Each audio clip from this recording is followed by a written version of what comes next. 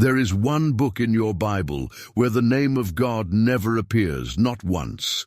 10 chapters, 167 verses, kings and queens and gallows and feasts, and in all of it the name of the Lord is never spoken, never written, never called upon out loud. For centuries this troubled the men who decided which scrolls were holy. They argued over it. Some of them wanted to leave it out entirely.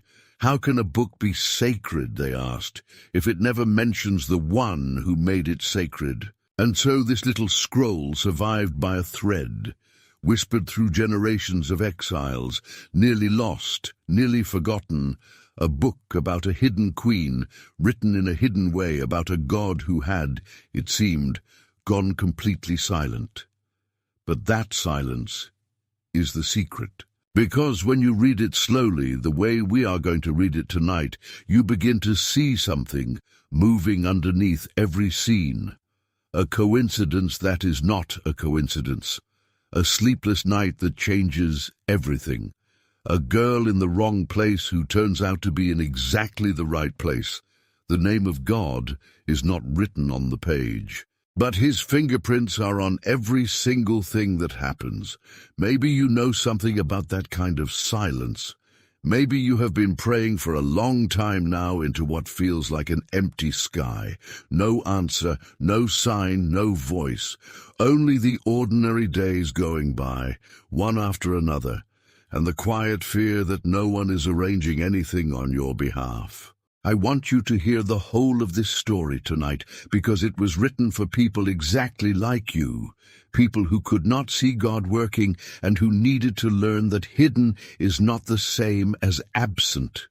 So close your eyes now. Let the noise of the day fade away. Let your breathing slow. You are safe here. Let us begin. Chapter 1. Who was Esther? Who was she, this girl whose name would one day be carried across the whole world? Before she was a queen, she was an orphan.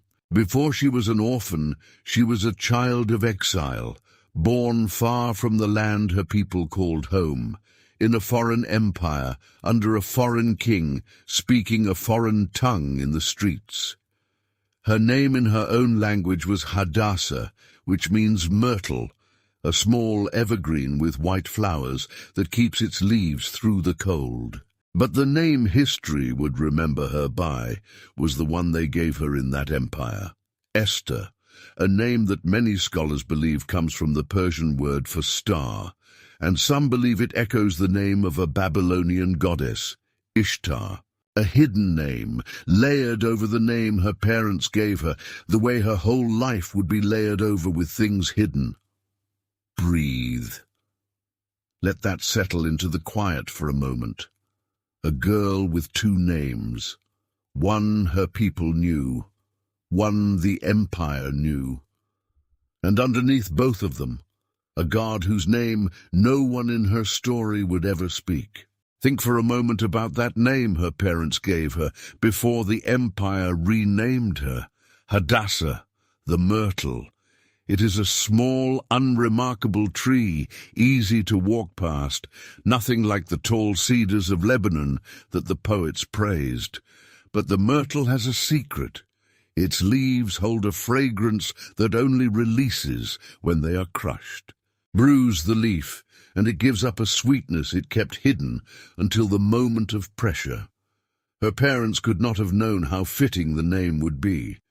A girl who looked like nothing special, whose deepest sweetness would only come out under the weight of the hardest days of her life. Hold that image gently as we go. The one who seems ordinary, the one whose best is still hidden inside, waiting for the pressure that will finally let it out. She lived in Susa, the winter capital of the Persian Empire, in the days of a king the Bible calls Ahasuerus, whom most historians identify with Xerxes I, who ruled 127 provinces stretching from India to Ethiopia, from the edge of the known world to the edge of the map. This was around the year 480 before Christ. The great temple in Jerusalem had already been destroyed and rebuilt in part. Some of the exiles had gone home, but not all of them. Many stayed, scattered through the empire, keeping their strange customs, their strange Sabbath, their unspoken hope, generations deep in a land that was never quite theirs. Esther's mother and father were both dead. We are not told how. We are only told that a relative took her in, a cousin named Mordecai, an older man of the tribe of Benjamin, who raised her as his own daughter.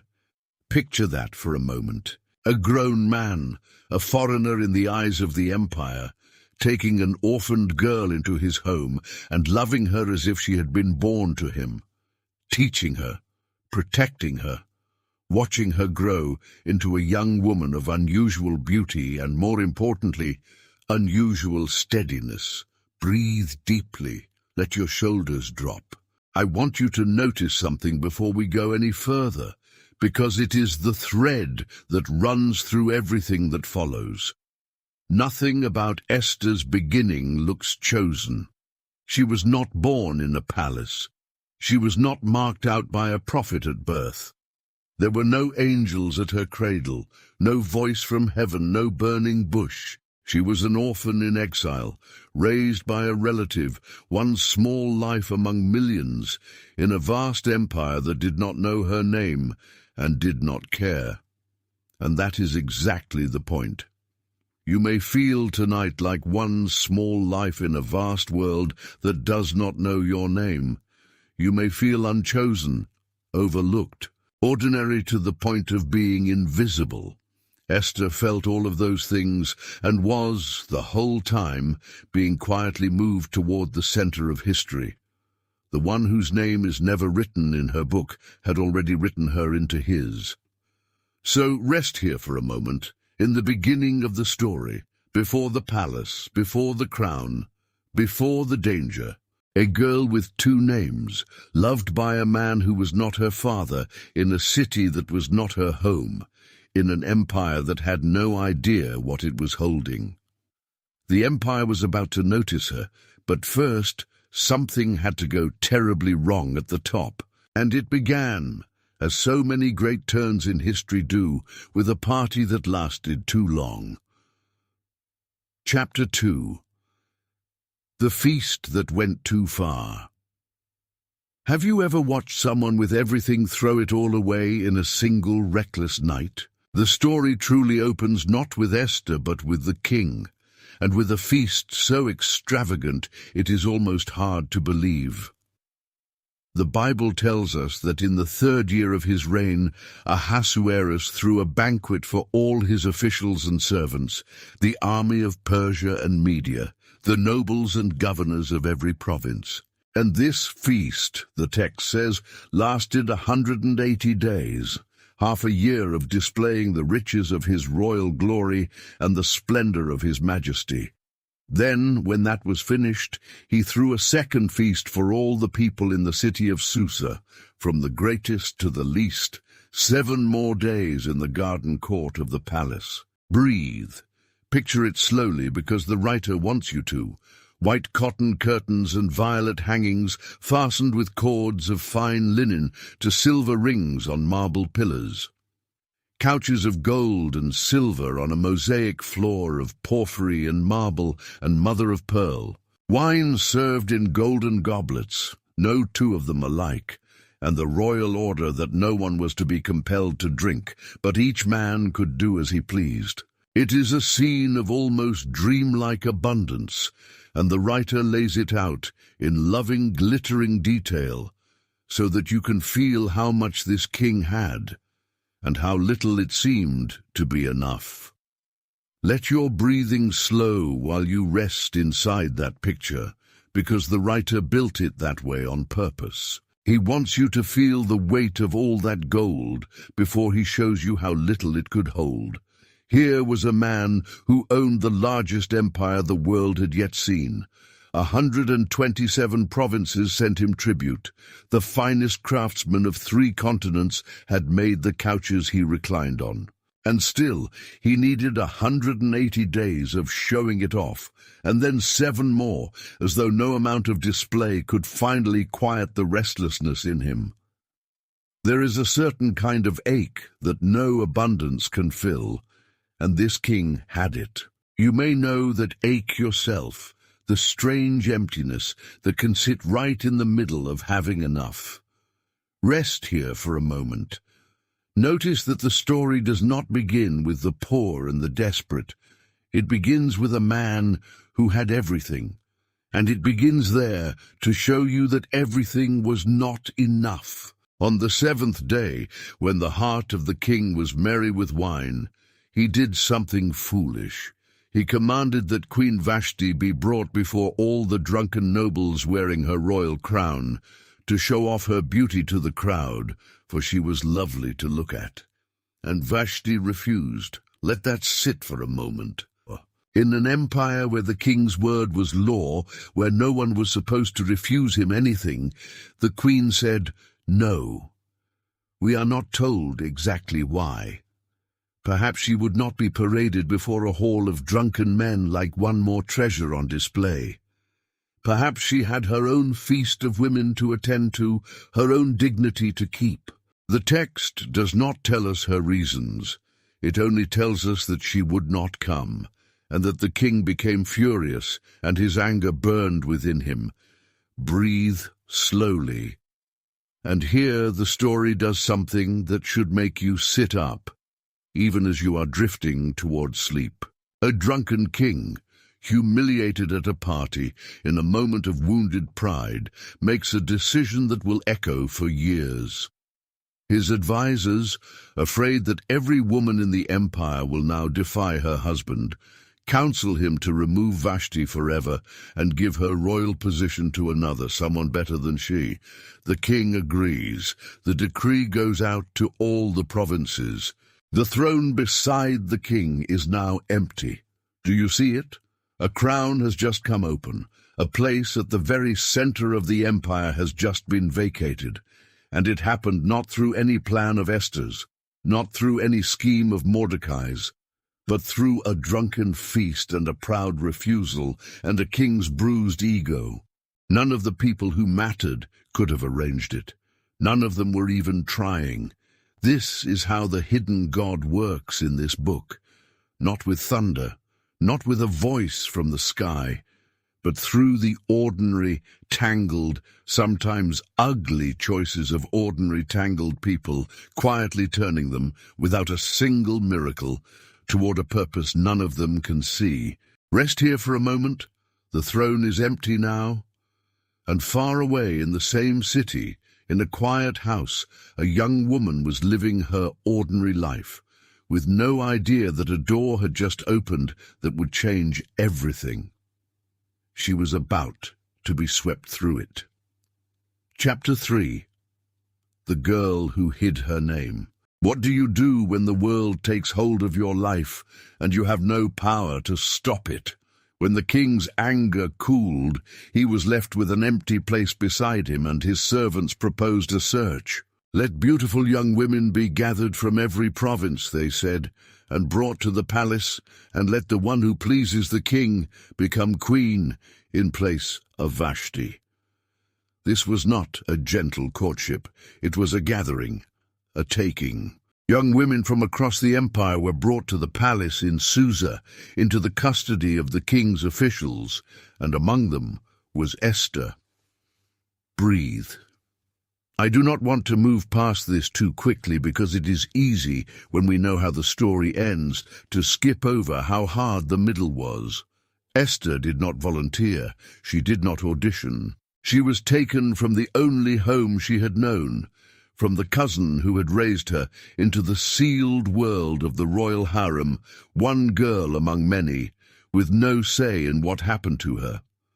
Whatever crown was waiting at the end of it, the beginning of it was a loss. A door closing behind her, an ordinary life ending without her permission, and Mordecai gave her one instruction as she went: "Do not reveal your people or your kindred. Do not tell them you are a Jew. Keep it hidden."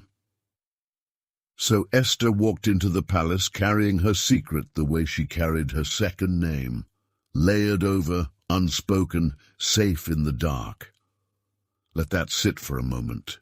There is a kind of hiddenness that is not shameful. There is a kind of quiet that is not surrender. Esther kept who she truly was, folded up inside her, waiting, and it was not weakness.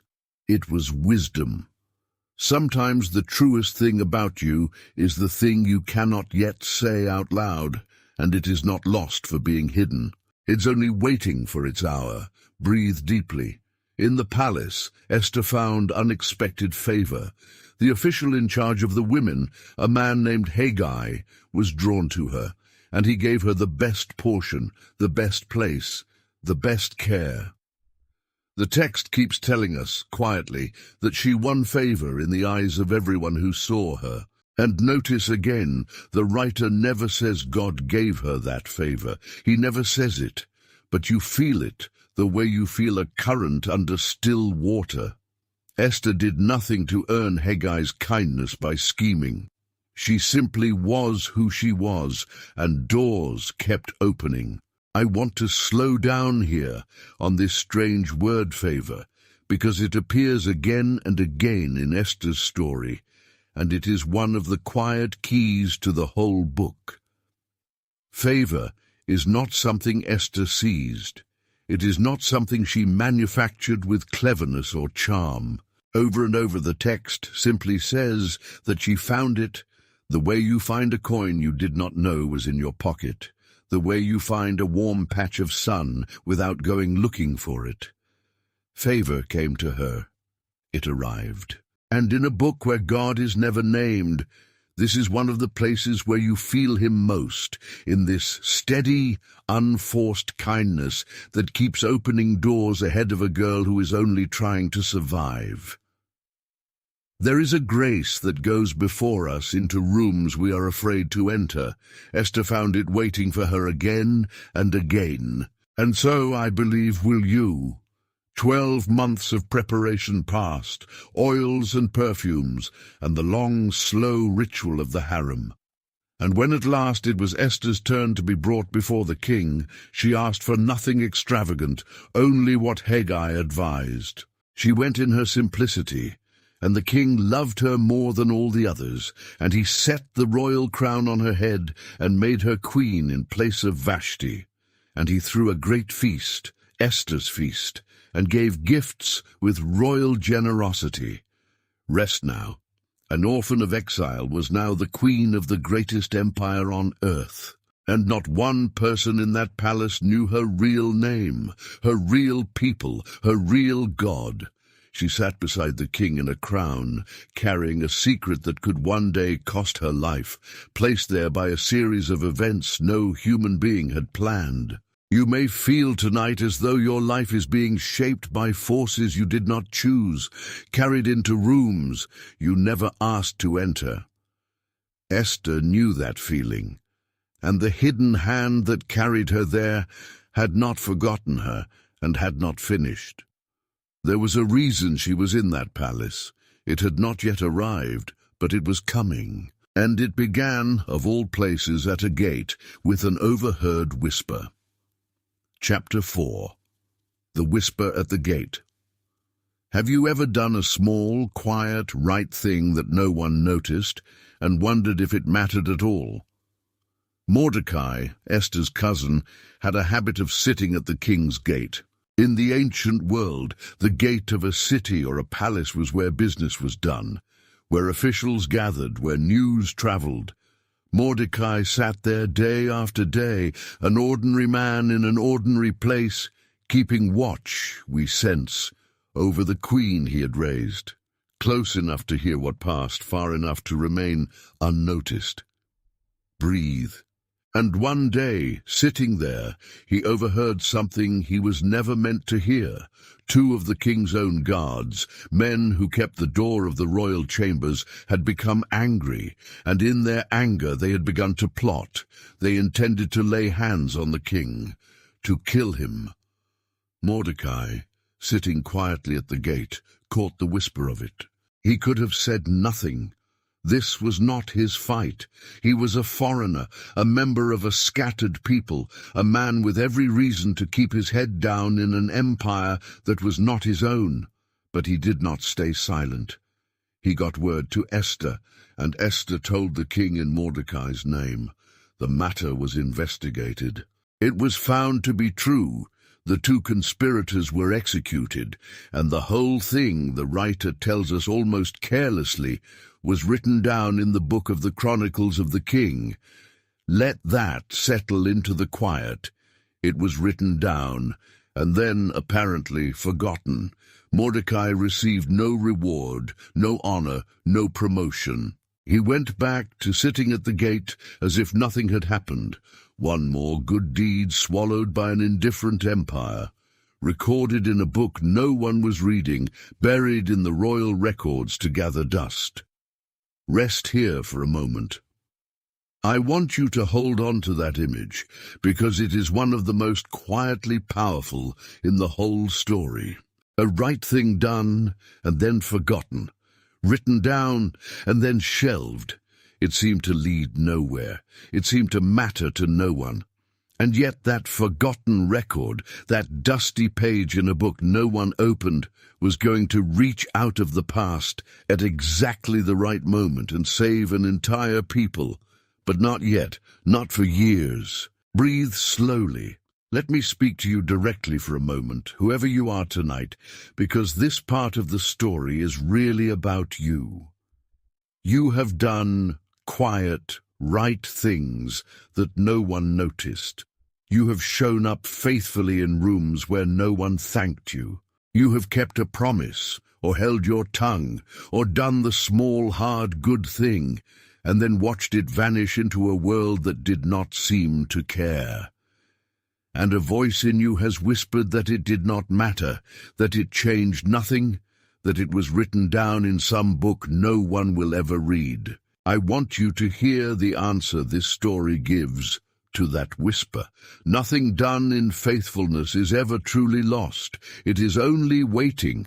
It is written down in a record you cannot see, on a page that will be read at exactly the right hour, in a night you cannot yet imagine. Mordecai's forgotten deed did not disappear. It waited years, and then it saved a nation. Yours is waiting too. Breathe deeply and let that be a comfort you can lean your whole weight on. Because in the meantime, another man was rising. His name was Haman, and the king promoted him above all the other officials, set his seat above them all, and commanded that everyone at the gate bow down to him. And they did. Everyone bowed, everyone except one man. Mordecai would not bow. We are not told in that moment exactly why, though the text soon makes clear it had something to do with who Mordecai was, and who Haman was, and an ancient enmity between their peoples older than either of them. Mordecai simply would not bend the knee. Day after day the others urged him. Day after day he refused, and Haman noticed.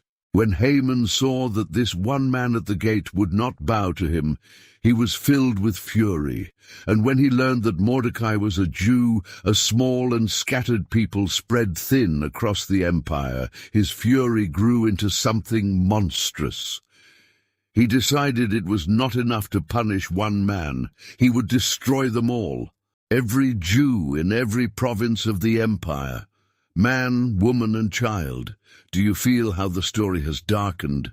A good deed forgotten, a proud man enraged, and a shadow now falling across an entire people, all because one man would not bow. The queen in her palace did not yet know. She sat in her rooms, secure, hidden, unaware that the man beside her king was about to sign the death warrant of her own blood. The reckoning was coming, but first, Haman had to cast his lots. Chapter 5. The Lots and the Death Decree. Have you ever felt that your fate was being decided in a room you would never be allowed to enter? Haman, consumed by his hatred, went about the destruction of the Jews with cold, methodical care, and in one of the eeriest details in the whole book, we are told how he chose the day. He cast lots In Persian, the word for lot was pur. Haman cast the pur before himself, month after month, day after day, letting chance decide when the slaughter would fall. And the lot landed almost a full year away, on the 13th day of the 12th month, the month of Adar. Breathe. Sit with the strangeness of that for a moment. Haman meant it as a small thing, a superstition, tossing lots to pick a lucky day for murder. But that pause, that gap of nearly a year between the decree and the day it was set to happen, would turn out to be the very space in which the whole story could turn. Had the day been tomorrow, there would have been no time to act. The lot that Haman cast to seal the Jews' doom accidentally gave them the one thing they would need to be saved: time. And centuries later, the Jewish people would name their festival of deliverance after that very word, Purim, the Feast of Lots. The poet said they would name their rescue after the thing their enemy used to try to destroy them, a permanent, joyful reminder that what is meant for evil can be turned in hidden hands into the instrument of rescue. Rest here for a moment. Let that sink in. The lot meant for death became the name of the celebration of life. Haman went to the king with a lie wrapped around a truth. There is a certain people, he said, scattered among your provinces, whose laws are different from everyone else's, who do not keep the king's laws, so it is not in the king's interest to tolerate them. Let it be decreed that they be destroyed, and I will pay 10,000 talents of silver into the royal treasury. An enormous sum, a fortune. The king, trusting his favored official, took off his signet ring, the ring that sealed law into unbreakable Persian decree, and gave it to Haman. Do with them as you please, he said. He did not even ask who the people were. Breathe deeply. And so the decree went out. Letters were sent by couriers to every province, in every script and language, sealed with the king's own ring, commanding that on the 13th day of Adar, all Jews, young and old, women and children, be destroyed, killed, and annihilated in a single day, and their possessions plundered. The couriers went out in haste. The decree was posted in Susa, and the writer gives us one of the most haunting images in all of Scripture. The king and Haman sat down to drink, but the city of Susa was thrown into confusion. Two men sitting comfortably with their wine, having just signed the death of a people, while outside their door the city trembled. Evil is so often like that, careless, comfortable, drinking while the world it has wounded reels. When Mordecai learned what had been done, he tore his clothes and put on sackcloth and ashes, and went out into the middle of the city, and cried out with a loud and bitter cry. And throughout every province, wherever the decree reached, there was great mourning among the Jews, with fasting and weeping and wailing, many lying in sackcloth and ashes. A whole people sentenced to death by the stroke of a pen, with nothing to do but grieve and wait. I want to pause here in the morning and not rush you out of it too quickly, because you may be in a season of mourning yourself, and it does no good to pretend the darkness away. The Jews of the empire did not yet know how the story would end. They only knew the decree. They only knew the date of their death was set, sealed with a ring that could not be unsealed, posted in every language, in every square. They wept. They fasted. They lay down in ashes, and nothing in that moment told them they would be saved. If you had asked them where God was, they could not have pointed to him. They could only grieve and wait and hope against the evidence of their own eyes. Breathe slowly, and this is the tender secret the writer has hidden in plain sight for you. While the people wept, knowing nothing, the rescue was already assembled. The queen was already in the palace. The forgotten deed was already written in the book. The year of delay was already granted by Haman's own careless lot. Every piece the deliverance would need was already in place before the people even knew they needed deliverance. Their tears were real. Their fear was real. And so was the rescue, already prepared, already waiting, invisible to them in the dark. Let that reach the part of you that is afraid tonight. What you cannot see is not the same as what is not there. Rest now. I know this part is heavy. Even a story that ends in joy has to pass through its darkest night, and this is that night. But I want you to remember, as the darkness gathers, what we already know that the characters do not. There is a queen inside that palace who is one of them. There is a forgotten deed written in a dusty book. There is a full year of time that Haman's own lot accidentally granted. The pieces of the rescue were already in place before the decree was ever signed.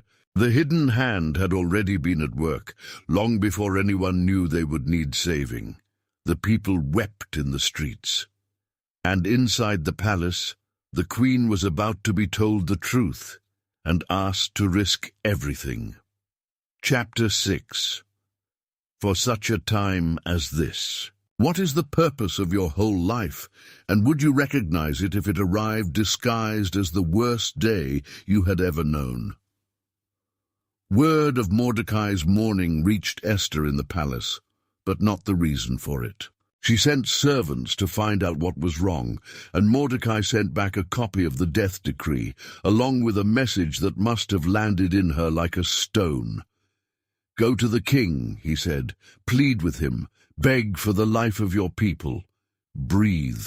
And here Esther hesitated, and her hesitation is one of the most human moments in the whole Bible.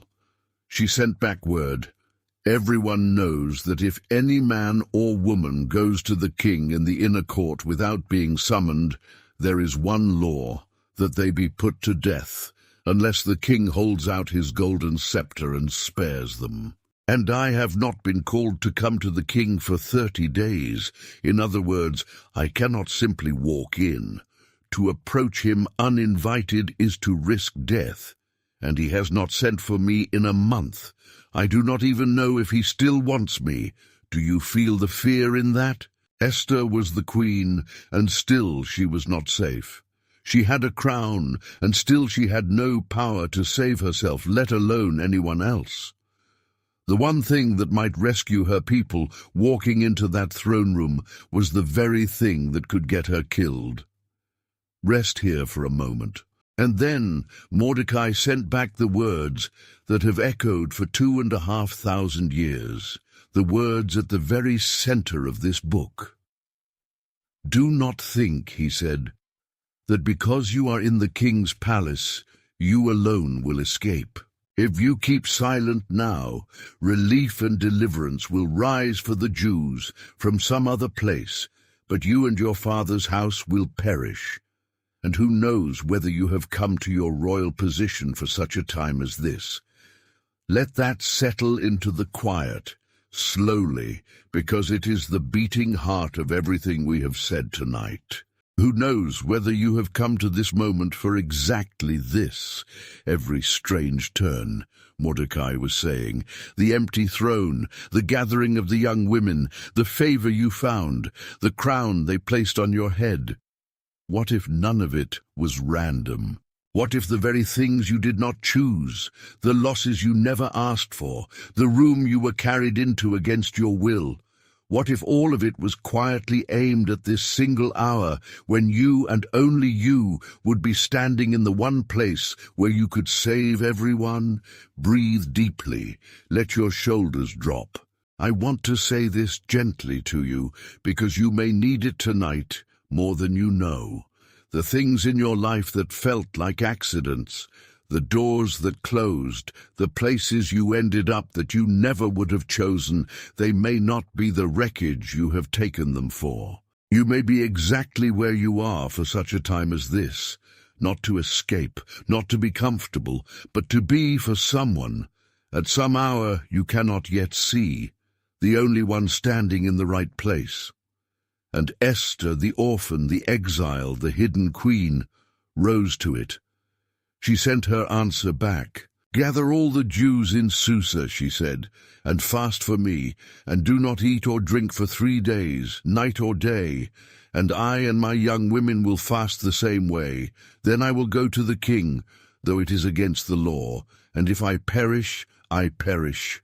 If I perish, I perish." Sit with those 4 words in the dark. Not a boast, not a certainty of rescue, simply a decision to walk toward the danger anyway, having laid it all down, trusting the outcome to the one whose name she still would not say aloud, but whose presence you can feel behind every word. Notice what she did first. Before she acted, she called her people to fast, to turn in the silence toward heaven. In a book where God is never named, this is as close as it comes to prayer, and it is unmistakable. 3 days of fasting, a whole people, sackcloth and hunger and hope, lifting their unspoken need toward the unspoken God.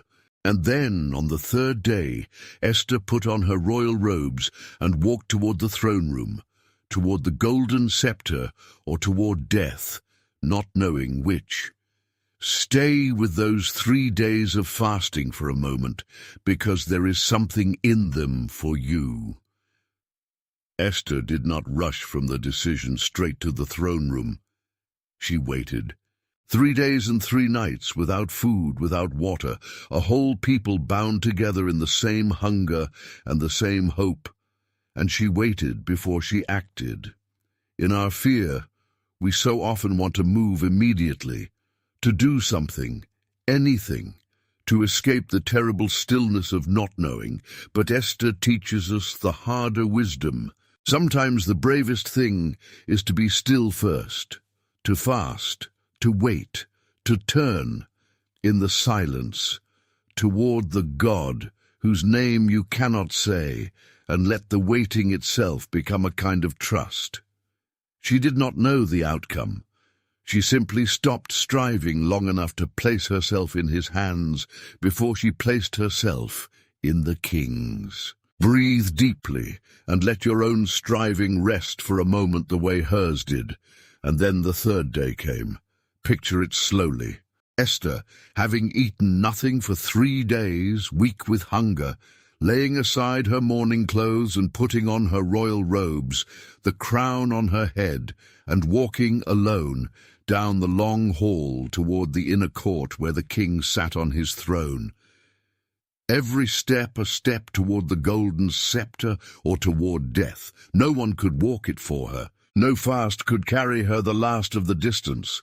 At the end of the corridor there was only the king, and his mood and his ring, and the law that said an uninvited approach meant death. She walked it anyway, 1 step, then another, toward the light of the throne room, not knowing what waited in it. Rest now. The queen is walking down the long hall. Her people are fasting behind her.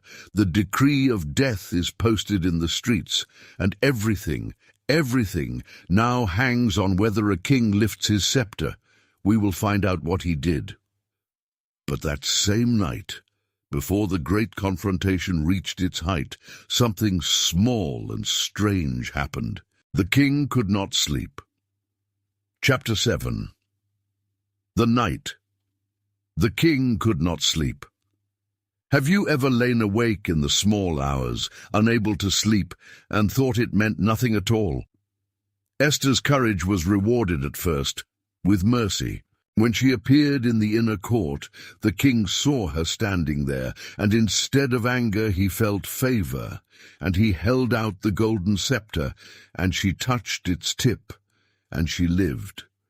He asked what she wanted, offering her up to half his kingdom. But Esther, wise and unhurried, did not blurt out her plea. She invited the king and Haman to a private banquet, and at that banquet she invited them to a second one the following day. She was waiting. For what, she perhaps did not fully know. But the timing was not yet right, and something in her held back. Breathe. Haman left that first banquet glowing with pride, so honored to dine alone with the king and queen. But on his way out, he passed Mordecai at the gate, and Mordecai still would not rise, still would not tremble before him, and Haman's joy curdled instantly into rage. That night, his wife and friends gave him monstrous advice. Build a gallows, they said, 75 feet high, and in the morning ask the king to hang Mordecai on it, and then go happily to the banquet. The idea delighted Haman, and he had the gallows built that very night, towering over the city, waiting for the man who would not bow. Rest here for a moment. Two things are now set. Haman has built a gallows for Mordecai, and Esther has a second banquet planned. Everything is poised, and then comes the sentence that this whole story and this whole night has been quietly moving toward. On that night the king could not sleep. Breathe slowly. Let those words be soft. It is such a small thing. A king, tired, comfortable, lying in the dark of his palace, and sleep simply would not come. There is no angel in the verse, no dream, no vision, no voice. Just a restless man on a restless night, the most ordinary human thing in the world, the very thing that has perhaps brought you to this story tonight. He could not sleep. And so, to pass the sleepless hours, he called for the book of the Chronicles, the royal records, and had them read aloud to him. And of all the pages in all the years of records, the reading fell upon the account of how Mordecai had once uncovered a plot to assassinate the king, that forgotten deed, that dusty page.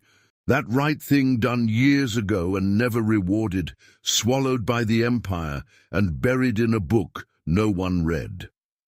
On this one sleepless night, it rose to the surface. And the king asked, "What honor has been given to Mordecai for this?" And the servants answered, "Nothing has been done for him." Let that sit for a moment, because it is the hinge of the whole story, and it turns on a king's insomnia. If the king had slept soundly that night, he never calls for the Chronicles. If he never calls for the Chronicles, he never hears of Mordecai. If he never hears of Mordecai, then in the morning, when Haman comes to ask permission to hang him, there is nothing to stop it.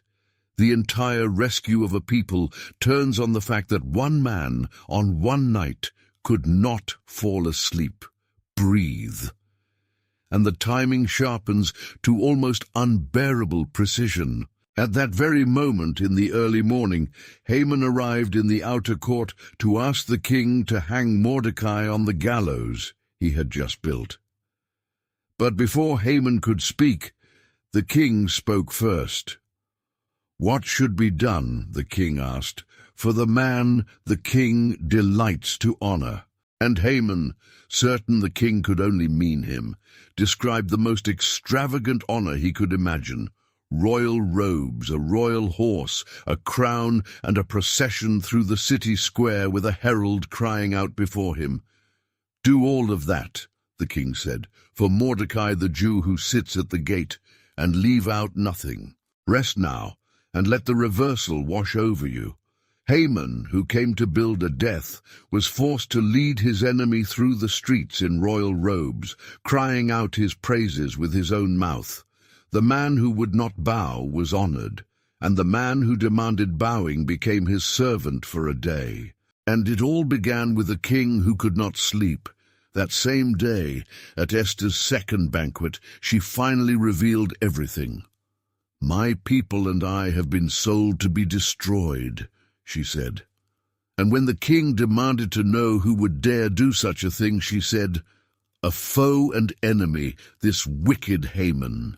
And the king rose in fury, and in the terrible unraveling that followed, Haman was hanged on the very gallows, 75 feet high, that he had built for Mordecai. The trap he set became the snare that took him. Breathe deeply. Now, here is where I close the circle I opened at the very beginning of this night, the mystery of the hidden name. This is the book, remember, where God is never mentioned. And that troubled the ancient scribes so deeply that when Greek-speaking Jews translated Esther centuries before Christ, they added extra passages, 6 of them, sometimes called the additions to Esther, that you will find today in Catholic and Orthodox Bibles, but not in most Protestant ones. And what did those additions do? They put in prayers. They put in the name of God over and over, spoken out loud by Mordecai and Esther, filling the silence the original left. It was as if later readers could not bear the quiet, and reached in to say the name the book had so carefully left unspoken. But the deepest scholars have long understood that the silence was never a flaw. It was the whole point. The book leaves God unnamed on purpose, so that you would learn to see him where he is not written, in the empty throne, in the sleepless night, in the lot that granted a year, in the deed that lay forgotten until the exact hour it was needed. This is a book that trains your eyes to find the hidden hand precisely when you cannot hear the voice. That is why it was nearly left out of the Bible, and that is why it deserved, more than almost any other, to be kept in. And what became of the death decree, the one sealed with the king's ring, the one that could not be unsealed under Persian law? It could not be revoked, that was true, but a second decree could be written. And so a new letter went out across the empire, sealed with the same royal ring, giving the Jews the right to defend themselves and stand for their lives on the very day that had been appointed for their destruction.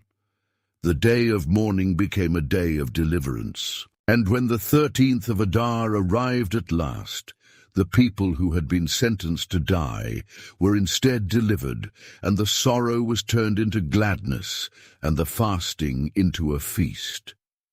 Breathe. Let that turning wash over you slowly, mourning into gladness, fasting into feasting, the gallows built for the innocent, taking the guilty instead. This is the shape the God who is never named keeps making all through the book, the shape of reversal, of the thing meant for evil, bent quietly into good. And so the Jewish people gave the days a name, and they have kept them every year for more than 2,000 years. Purim, from that word pur, the lot Haman cast.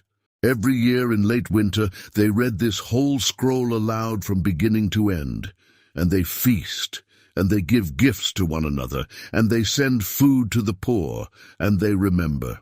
They named their rescue after the weapon of their enemy, a permanent, joyful defiance, a way of saying to every generation that follows, what was aimed at us to destroy us, God turned into the very hinge of our salvation. Rest here for a moment in that ancient joy, older than almost any celebration still kept on the earth. The mystery is answered. The name was hidden so that you could learn to recognize the God who works while he seems to be silent. And there is no better lesson for the middle of a sleepless night. Chapter 8. Why this was written for you tonight. So what does all of this mean for you tonight, lying here in the dark? We have walked a long way through this story. Let me gather it now into what it was always meant to give you, because this book was not preserved for 2,500 years to be admired from a distance.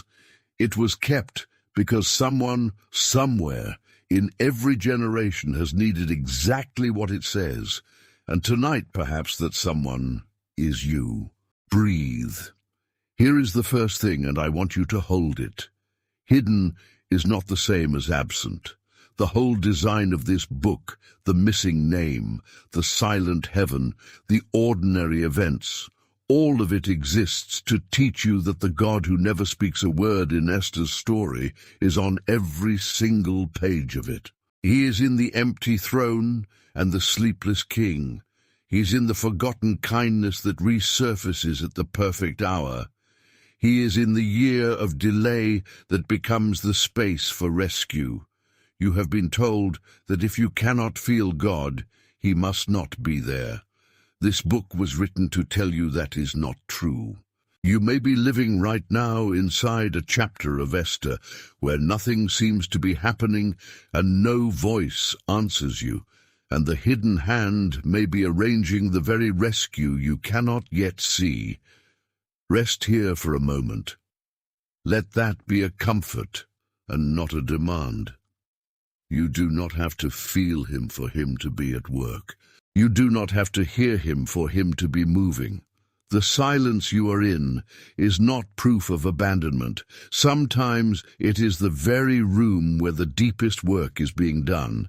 Here is the second thing, and it is for the ordinary, unchosen shape of your own life. Esther did not choose the losses that carried her to the palace. She was orphaned, taken, hidden, placed. And every one of those things she did not choose became the reason she was standing in the one place she could save everyone. Who knows, Mordecai said, whether you have come to your position for such a time as this. Tonight I want you to hear that said over your own life. The room you did not want to be in, the path you never would have picked, the waiting that has gone on too long. What if it is not the wreck you have taken it for? What if you are exactly where you are for a reason that has not yet arrived, but is coming? Breathe deeply. Let your shoulders drop. And here is the third thing, the quietest and the tenderest. This whole rescue turned on a night when a king could not sleep. Think of that. The most important night in the whole book was a sleepless one. If you are awake right now, restless in the dark, unable to quiet your mind, I do not want you to feel that this night is wasted or empty or lost. In this story, the sleepless night was the night everything turned. The very hours that felt like nothing were the hours God was working the most. Your wakefulness is not a failure. It may be, in ways you will only understand later, a holy kind of waiting. And here is one last thing, gentle as a hand on the shoulder before sleep. Remember the myrtle, Hadassah, the little tree whose sweetness only comes out when the leaf is crushed. Esther did not become who she was meant to be in the comfort of the palace. She became it in the pressure, in the fear, in the impossible hour when everything was asked of her, and she had nothing left but a whispered, "If I perish, I perish." The hardest seasons of your life are not proof that God has abandoned the work. They may be the very pressing that finally releases what he placed in you long ago, the fragrance that was always there, waiting hidden inside for a night exactly like this one. You are not being crushed to nothing. You are being made ready, and the one doing it has not looked away from you for a single moment.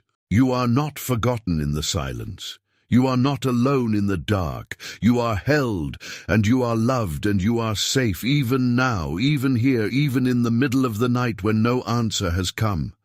Rest now. The story is nearly over, and you are nearly asleep.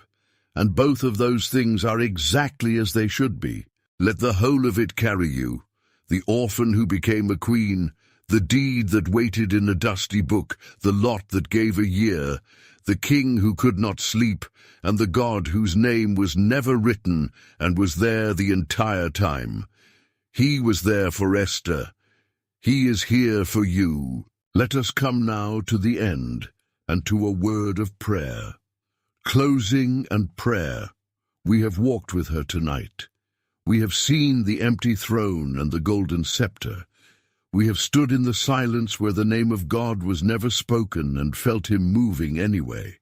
And this is what the story leaves in our hands as the night comes down, that the God who seems most silent is often the most at work, that the losses we never chose can become the very place we are needed, that a sleepless night is not an empty one. The book that nearly did not make it into your Bible survived to tell you the one thing you most need to hear when heaven seems quiet.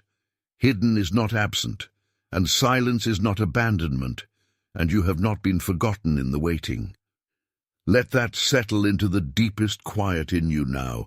You do not have to solve anything tonight. You do not have to feel his presence to be held by it. You only have to rest. Let us pray. Father, we come to you in the silence, the way Esther's people came, without demanding that you speak. We thank you that you are at work even when we cannot see you, that you are near even when we cannot hear you, that no dusty, forgotten thing is ever truly lost with you. For everyone listening who feels overlooked tonight, who feels unchosen, who has been praying into what seems like an empty sky, let this ancient story be your gentle answer. Remind them that they may be exactly where they are for such a time as this. Quiet the restless mind, loosen the grip of tomorrow's fears. And if sleep will not come, be near them in the waking hours the way you were near a king who could not sleep, working while they rest, holding what they cannot hold. We do not ask you tonight to explain everything. We only ask you to be here. And you are. Amen. Sleep now, beloved. The story is told, the lamp is low, and you can let it all go. You are held. You are loved. You are safe. The one whose name was hidden in Esther's book is not hidden from you, and he is keeping watch over this very night. May the Lord bless you and keep you. May his face shine upon you and give you peace. Rest now, and let the quiet carry you the rest of the way down. This is Night Psalms, and we will walk with you again soon. Good night. Amen.